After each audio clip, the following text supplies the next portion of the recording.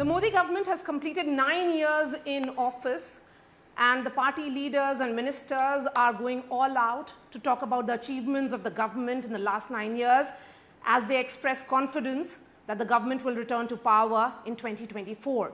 The face of the communication of the government is with me, Anurag Thakur, INB Minister. Really appreciate your time, Anurag ji. Thank you, welcome. Anurag ji, you are expressing confidence, you're talking about welfareism, you're talking about the schemes of the government. लेकिन राहुल गांधी बोल रहे हैं, just do the math, a united opposition will defeat the BJP on its own. ये पहली बार नहीं, बहुत बार प्रयास हुआ। महागठबंधन पहले भी बना, कई गठ इकट्ठे आए, यानी कि कई दल इकट्ठे आए और उन्होंने प्रयास किए।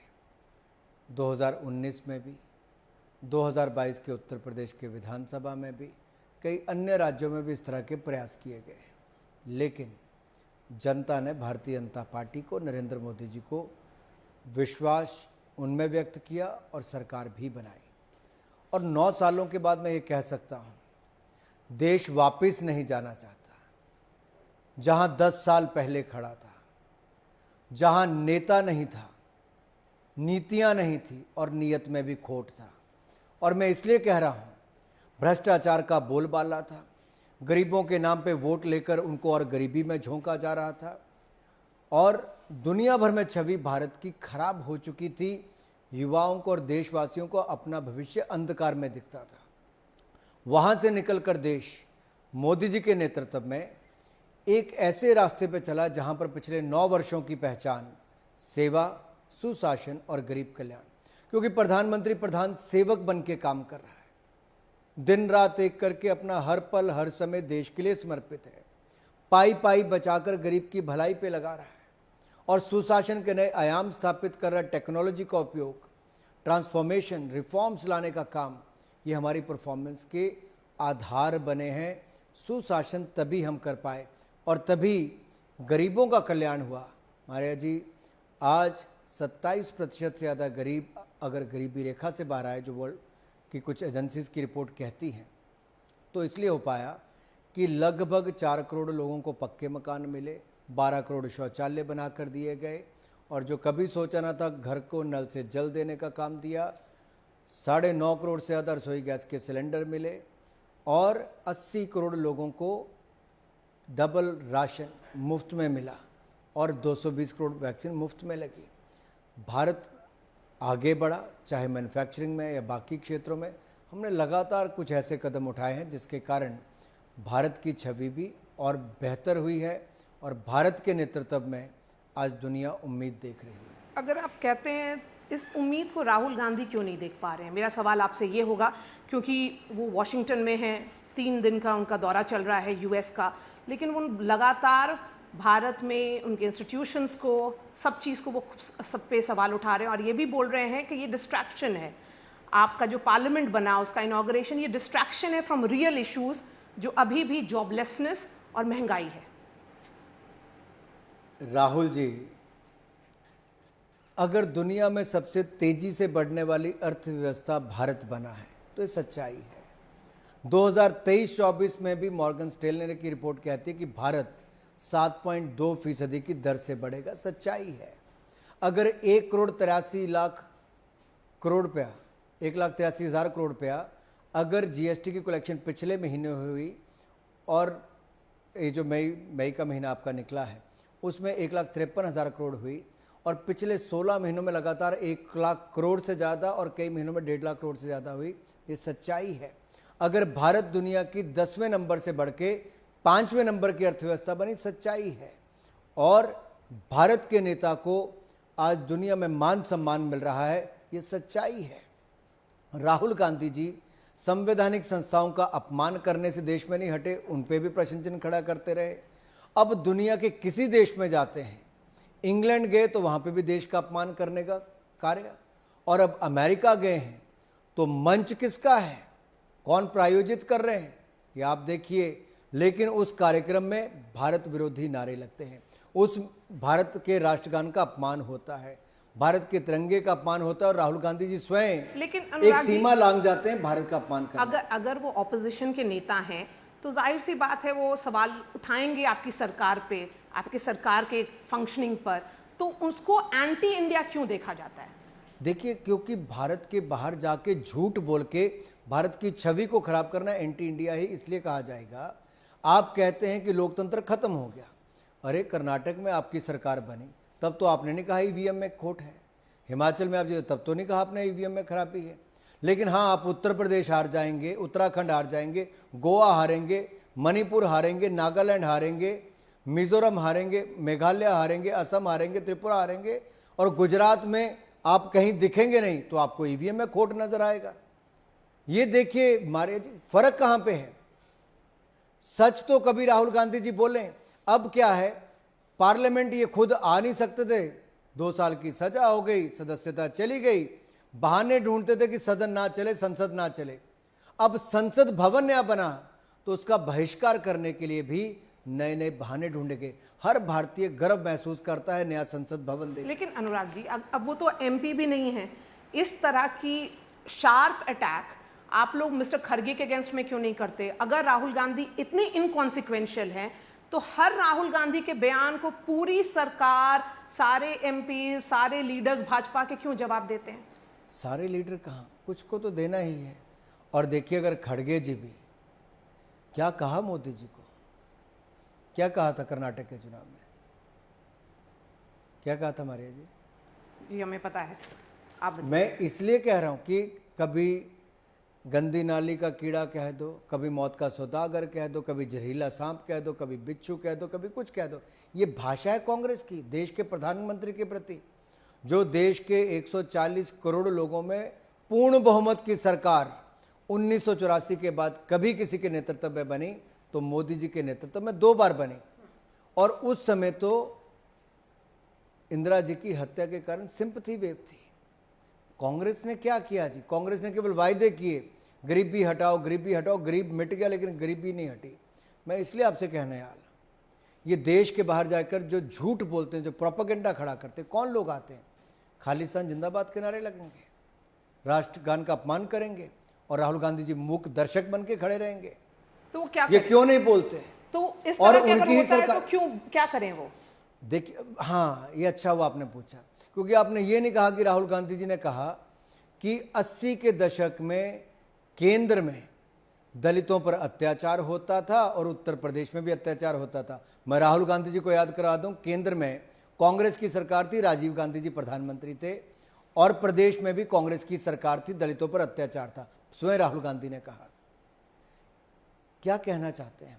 हमारी सरकार के समय सबका साथ, सबका विकास, सबका विश्वास और सबका प्रयास से चलती है। Do you feel अगर it's an इतना ही- embarrassment for you? Because ये सब सारे बयान उस वक्त आ रहे हैं और उस देश में आ रहे हैं जहां पर प्रधानमंत्री जाने वाले हैं अपने स्टेट विजिट के लिए। बिल्कुल भी नहीं, इससे राहुल गांधी जी की छवि और खराब हो रही है। देखिए, एक और 6 दिन की यात्रा करके प्रधानमंत्री जी आते हैं। 6 दिन की यात्रा में 50 मीटिंगें, उनमें से भी 23 बैठकें हैं दुनिया के अलग अलग बड़े नेताओं के साथ, प्रधानमंत्री राष्ट्रपति के साथ। और वहां पर क्या कहा? पापुआ न्यू गिनी के प्रधानमंत्री ने पांव छूकर गले लगाया, अभिनंदन स्वागत किया। न्यूजीलैंड के प्राइम मिनिस्टर फ्लाई करके ऑस्ट्रेलिया में मिलने आए। ऑस्ट्रेलिया के प्रधानमंत्री ने कहा Modi is the boss. Italy की प्रधानमंत्री, राहुल जी और किसी की नहीं, तो इटली की प्रधानमंत्री ने कहा Modi is the most loved leader in the world. ये कौन कह रहा है? अमेरिका के राष्ट्रपति मोदी जी का इंतजार करने के लिए कहते हैं कि मैं आपको रात्रि भोज दे रहा हूं, मेरे पास टिकटें खत्म हो गई, अभी भी लंबी लाइन है, बड़े बड़े लोग मिलना चाहते हैं। ये सम्मान मोदी जी का नहीं, पूरे देश को सम्मान मिला है। लेकिन राहुल गांधी जी इसको अपमान करने में बदलना चाहते हैं। वो उस देश में जाकर जानबूझ के देश की छवि खराब कर रहे हैं जिस देश से संबंध हमारी सरकार के समय और बेहतर हुए। इन्वेस्टमेंट भारत के अंदर और ज्यादा आने लगी। इनकी सरकार के समय दुनिया पर निर्भर थे, आज आत्मनिर्भर होने। अनुराग जी, राहुल गांधी ने एक प्रेस इंटरैक्शन में वॉशिंगटन डीसी में IUML के बारे में कहा है और कहा है कि there was nothing unsecular, non secular about Indian Union Muslim League and your entire party is fuming. Kiran Rijiju का बयान आया, अमित मालविया का बयान आया, तो तो उस पर फिर एक्सप्लेनेशन आया है कांग्रेस पार्टी का, ये कहते हुए कि आप लोगों ने भी उनके साथ रिश्ता निभाया है। आपने भी 2012 में एक कोई रिपोर्ट छपी है जिसमें इंडियन यूनियन मुस्लिम लीग के साथ BJP formed an alliance for the Nagpur municipal corporation polls. So वो आपके लिए सेक्युलर नहीं होंगे और उनके लिए होंगे, तो ये किस तरह से हम देखा जाए? देखिए, पहली बात तो मैं कहूँ, ये तुष्टीकरण की राजनीति कांग्रेस करती होगी। हम तो सशक्तिकरण में विश्वास रखते हैं, सबके लिए काम करते हैं। लेकिन कांग्रेस कभी हिंदू आतंकवाद कह के वोट बटोरना चाहती है। अब अमेठी में हार गए तो वायनाड में तो उनकी मजबूरी है। चाहे वो मुस्लिम लीग को सेकुलर ही कहें, लेकिन हिंदुओं को कम्युनल कहें, आतंकवादी कहें। ये राहुल गांधी जी का पहला बयान नहीं, कांग्रेस के नेताओं ने बार बार दिया। उस समय शिंदे जी गृह मंत्री थे, उनका अपना बयान है हिंदू आतंकवाद पे। ये सलमान खुर्शीद जी ने कहा कि सोनिया गांधी जी बाटला हाउस कांड के आतंकवादियों के घरों में जब गई तो फूट फूट कर रोई। मैंने तो नहीं कहा, कांग्रेस के नेताओं ने कहा। और ये अब कहती है कांग्रेस पार्टी ये वो मुस्लिम लीग नहीं है जो जिन्ना वाली है, तो कौन सी है? उसी के ही सदस्य हैं। 1947 में विभाजन के बाद 1948 में जो इन्होंने ही मुस्लिम लीग बनाई और ये राज्यसभा के एमपी भी रहे, मुसलमानों के लिए अलग से रिजर्वेशन भी मांगते रहे, और यही नहीं, शरिया कानून को लागू करने की बात भी करते रहे।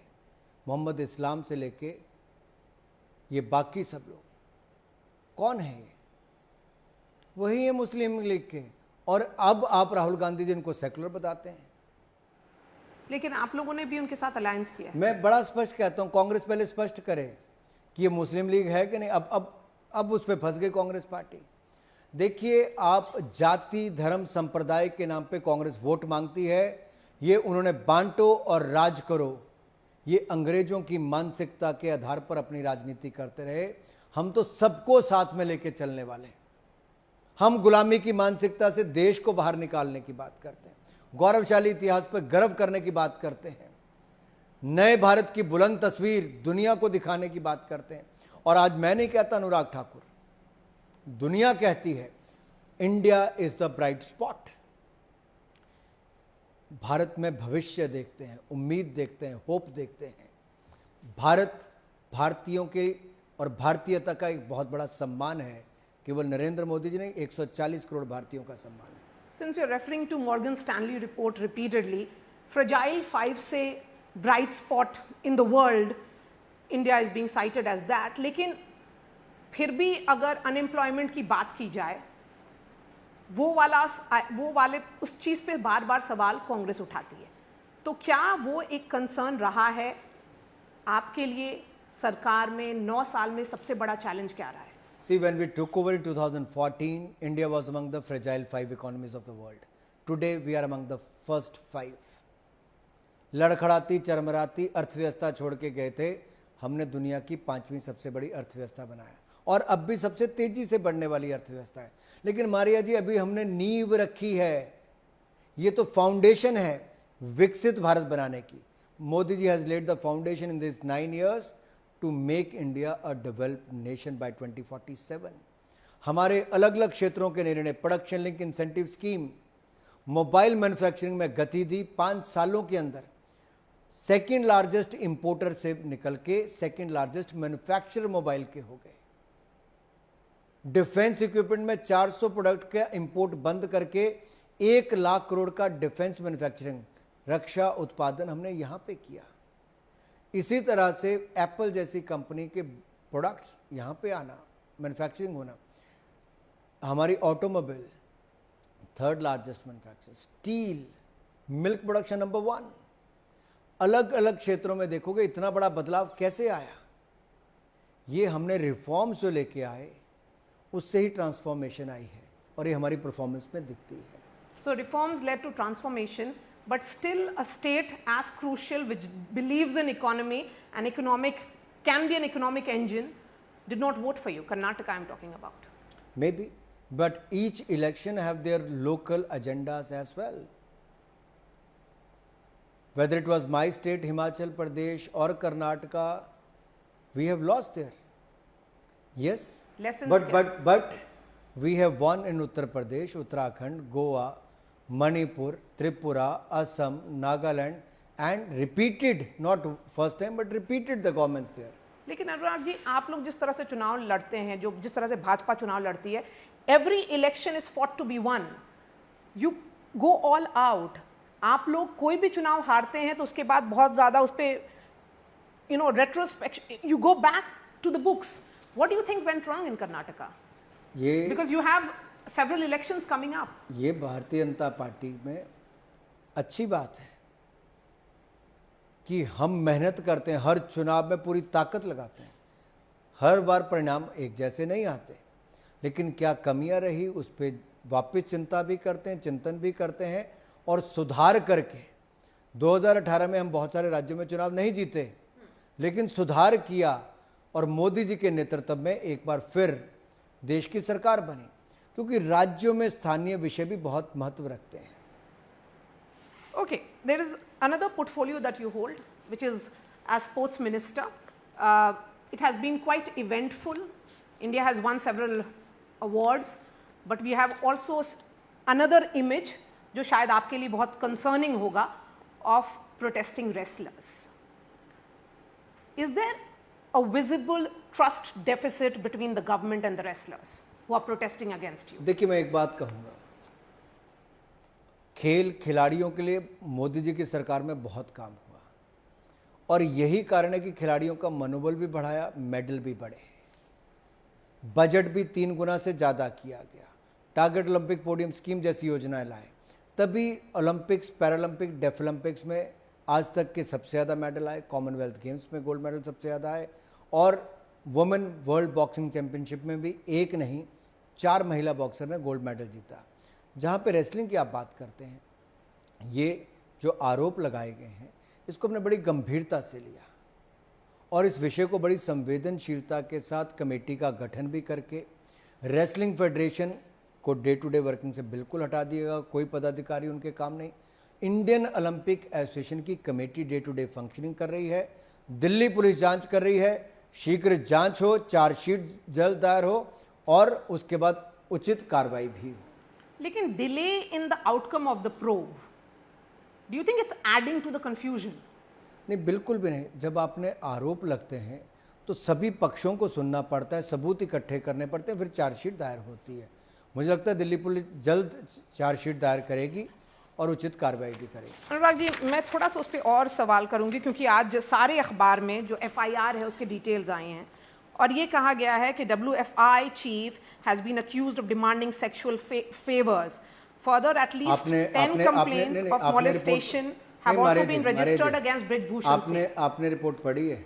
These are this has come out. That means we believe that this has been obviously done because ना मुझे पता है ना आपको पता है, लेकिन पुलिस की चार्जशीट में सारी डिटेल आएगी। इसलिए मैंने कहा कि जांच निष्पक्ष हो, जल्द चार्जशीट दायर हो और उचित कार्रवाई हो। What will you tell those who are saying that you are trying to protect him Not at because all. he is your party MP? कोई फर्क नहीं पड़ता जी, पार्टी के एमपी बहुत होंगे। हम निष्पक्ष जांच चाहते हैं, दूध का दूध पानी का पानी और उचित कार्रवाई चाहते हैं। किसी को बचाने का किसी का कोई काम नहीं है। अनुराग जी, बहुत सारे सवाल बाहर से उठ रहे हैं, आपकी पार्टी के अंदर से भी अब सवाल उठ रहे हैं। जो आपकी MP हैं प्रीतम मुंडे ने कहा है कि consider wrestlers complain. Do you think that's a valid concern? नहीं, बट कंसिडर किया ही है। आप उनका पूरा बयान सुनिए, मराठी में है। कंसिडर किया, कंप्लेंट आई तभी कमेटी का गठन किया गया, तभी पुलिस ने FIR दर्ज की, तभी जांच चल रही है। We are concern. मैंने इसलिए कहा संवेदनशील विषय है, लेकिन जांच भी जरूरी है, इसलिए जांच तेजी से चल के जल्द चार्जशीट फाइल हो। एंड द फैक्ट दैट वो लोग हरिद्वार जा रहे थे अपना मेडल्स डालने के लिए गंगा में, उसके बाद उन लोग ने रिकंसिडर किया, there was some call that happened. देखिए, मेरा तो सभी खिलाड़ियों से इतना ही निवेदन है, सुप्रीम कोर्ट में भी दिल्ली पुलिस ने कहा कि हमने FIR दर्ज की, करने जा रहे हैं, और IOA ने भी अपनी कमेटी का गठन किया। अब WFI का कहीं पे कोई रोल आज के समय नहीं है, डे टू डे फंक्शनिंग वो कर रहे हैं और यहाँ पे जांच चल रही है। आपको सुप्रीम कोर्ट में और दिल्ली पुलिस में विश्वास व्यक्त करके रिपोर्ट आने तक का इंतज़ार करना चाहिए, निष्पक्ष जांच। What about the United World Wrestling, which is saying that they have expressed concern, saying देखिए, देश अपने कानून से चलता है और कंसर्न हम सब हैं, आप भी हैं, मैं भी हूं, तभी तो जांच हो रही है। Okay, let me move to the issue of achievements. Is there something as a sports minister which you did not achieve? मैं बहुत कुछ अचीव करना भी बाकी है, अभी तो हम शुरुआत की है। देखिए, हम इससे संतुष्ट नहीं हो सकते कि हमने आज तक के सबसे ज़्यादा मेडल ओलंपिक्स, पैरालंपिक्स और डेफ ओलंपिक्स में जीते। हमें बहुत आगे बढ़ना है। We have to set a target to be among the top 10 in next 8 years. For that we need to work together with the state governments, with the federations, associations and individuals to the institutions, which is very, very important, and we are working in that. And it's rather interesting that 2014 was seen as a Twitter election because Prime Minister Modi decided to communicate directly with the people of India without the mainstream media or institutions. What, according to you, since you are the face of the communication of this government, will be the platform for 2024? देखिए, लोकतंत्र में तो जनता से सीधा संवाद और जनता तक अपनी आवाज़ पहुंचाना, किसी भी प्लेटफॉर्म को आप कम नहीं आंक सकते। अगर ये इलेक्ट्रॉनिक मीडिया का महत्व है, तभी मैं बैठ के इंटरव्यू दे रहा हूँ, मेरे लिए उतना ही इम्पॉर्टेंट है। प्रिंट भी उतना ही इम्पॉर्टेंट है। ये सही है कि इंफॉर्मेशन टेक्नोलॉजी के ज़माने में आज आपके पास बहुत सारे प्लेटफॉर्म सोशल मीडिया पे उपलब्ध हैं और हर किसी का उपयोग हर राजनीतिक दल और राजनेता करता है अपनी आवाज़ पहुंचाने के लिए, अपनी योजनाएं पहुंचाने के लिए, लोगों से टू वे कम्युनिकेशन करने के लिए, संवाद करने के लिए। और ये समय के साथ साथ लोग कहते थे कि बड़ी रैलियां ख़त्म हो जाएंगी। अभी कल मोदी जी की रैली राजस्थान में रिकॉर्ड लाखों लोग आए। तो कुछ ख़त्म नहीं होता है, एडिशन होती रहती है। कुछ लोग उसी की सेल्फी डाल रहे होंगे, कुछ मोदी जी की फ़ोटो डाल रहे होंगे, कुछ वहाँ पे नारों के डाल रहे होंगे, कुछ कोई नया नारा निकला होगा तो उसको डाल रहे होंगे। तो सब कुछ इन एडिशन टू दैट होता है। सो क्या इंस्टाग्राम का इलेक्शन होगा, ये बोला जा रहा है, क्योंकि आप लोग सब रील डालते हैं। We are seeing that aggression that has come in the BJP where all ministers, MPs are putting in their reels. So is there some visible transition that you are sensing that perhaps we'll see as a trend in 2024? देखिए, आपको लगता होगा radio का ज़माना ख़त्म हो गया, लेकिन मोदी जी ने रेडियो का ज़माना भी शुरू कर दिया मन की बात से।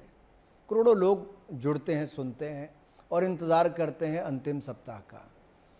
Instagram is one of the platforms. उसकी एक अलग एज ग्रुप है, उसकी एक अलग रिक्वायरमेंट है कि आपको उस पर क्या डालना है। जो ट्विटर पे चलेगा वो वहाँ पे नहीं चलने वाला, जो फेसबुक पे चलेगा वो शायद व्हाट्सएप पे भी उससे अलग चलेगा। तो हर प्लेटफॉर्म की अलग अलग रिक्वायरमेंट है, लेकिन हर प्लेटफॉर्म का एक अपना पोटेंशियल है और उसका उपयोग करना हर किसी के लिए ज़रूरी है। My last question to you, क्योंकि आप एक्सटेंसिवली ट्रैवल करते हैं, राजस्थान में चुनाव होने वाला है, आप उस स्टेट के दौरे आपने शुरू कर दिए हैं, मध्य प्रदेश आप जाते हैं। ये सब स्टेट्स में, खास करके मध्य प्रदेश, ये बोला जा रहा है कि it could go the Karnataka way. Are you concerned? Is the government concerned? देखिए, हम हर चुनाव को बड़ी गंभीरता से लेते हैं, पूरी ताकत से लड़ते हैं और जीतने के लिए, क्योंकि जीतकर सेवा भाव के साथ काम करते हैं। यही मध्य प्रदेश आज से 2 दशक पहले बीमारू राज्य कहलाता था। भारतीय जनता पार्टी की सरकार आई, उस बीमारू राज्य से आज अग्रणी राज्यों में आके खड़ा होने की स्थिति में है। ये कैसे हुआ? ईमानदार सरकार शिवराज जी के नेतृत्व में भारतीय जनता पार्टी ने बनाई और चलाई वर्षों तक। दूसरा, आज की पीढ़ी को 20 साल पहले का पता नहीं होगा कि मध्य प्रदेश की हालत क्या थी। आज तो सड़कें सुंदर बन गई, शिक्षा से लेकर बाकी सुविधाएं बन गई। तो ये बहुत आवश्यक है, जो यंगर जनरेशन है उसको बताना कि हम कहाँ थे और कहाँ पहुँचे हैं, ये बताना बहुत आवश्यक है। Anurag ji, you're one of the youngest minister in the cabinet of Narendra Modi. You have been a minister for a fairly long period of time. What, according to you, has been your personal experience like and your own achievement? Your own achievement? देखिए, अपनी क्या, सरकार की और देश की ही achievement होती है। मुझे लगता है उन अचीवमेंट से जाने के बजाय मुझे भी और क्या करना है उस दिशा में सोचना है, क्योंकि जनता बहुत उम्मीदों के साथ सरकार बनाती है और आज तो दुनिया को भी भारत से उम्मीद है। हमें स्थिर और निरंतर चलने वाली सरकार भविष्य में भी चाहिए और ईमानदार नेता चाहिए मोदी जी, जो देश को आगे लेके जा सके। और मोदी जी की कल्पना, कोई भी योजना होगी उसमें गरीब जरूर होगा, कि उस गरीब का उत्थान कैसे हो, उस गरीब को हम कैसे आगे बढ़ा सकें और हमारी किसी भी योजना से देश को विकास कैसे मिले। छोटी छोटी बातें लगती हैं लेकिन बहुत बड़ा बदलाव आता है। सेल्फ हेल्प ग्रुप की हम बात करते हैं कि उसके लिए हमने कोई प्रोजेक्ट ला रहे हैं, लेकिन सेल्फ हेल्प ग्रुप में 9 करोड़ महिलाएं जुड़ी हैं। खादी विलेज इंडस्ट्री, यानी कि खादी का 1000 करोड़ की टर्नओवर थी, आज 5600 करोड़ हो गई। विलेज इंडस्ट्री 1,01,000 करोड़ हो गई। ये अपने आप में देखिए कितना बड़ा, गांव गांव तक इसका काम है। अब देखने में लगता है कि छोटा सा डिपार्टमेंट होगा किसी का, लेकिन उसमें कितना बड़ा काम हुआ है। खेलों में लगता होगा बजट तो 874 करोड़ का था 2014 में, लेकिन अब 3000 करोड़ का हो गया। उस समय 60 प्रोजेक्ट बन रहे थे मुश्किल से, आज 300 बड़े प्रोजेक्ट बन रहे हैं। नेशनल स्पोर्ट्स यूनिवर्सिटी बन रही है, नेशनल सेंटर ऑफ एक्सीलेंस बन रहे हैं, खेलो इंडिया सेंटर 1000 देश में बन रहे हैं, 750 की मंजूरी हो गई, बनने शुरू हो गए। तो उपलब्धियां जितनी चाहेंगे हमारे जितनी गिना सकते हैं, लेकिन मैं कहूँगा अभी तो ये शुरुआत है। विकसित भारत बनाना है तो अमृत काल से स्वर्णिम काल की इस यात्रा में हर भारतीय का योगदान होगा, including ministers. Thank you so much for your time, Anurag Thakur. Always a pleasure to speak to you. Thank you, so much. बहुत बहुत धन्यवाद।